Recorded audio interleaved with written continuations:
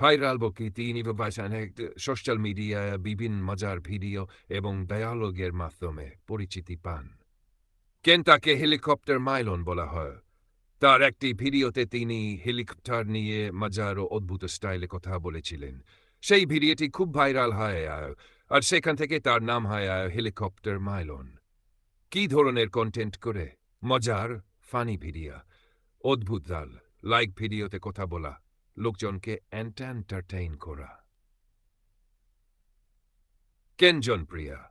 তার কথা বলার স্টাইল আলাদা, অনেকটা ভাইরাল ফান টাইপ কন্টেন্ট। মানুষ হারচন্দ শেয়ার করে সোজাভাবে বললে তিনি একজন ইন্টারনেট ভাইরাল পার্সন। ইনি মূলত বিনোদনের জন্য পরিচিত। চাও তো আমি তার বিখ্যাত গায়ক বা ভিডিওর ধরনটা বুঝিয়ে দিতে পারি।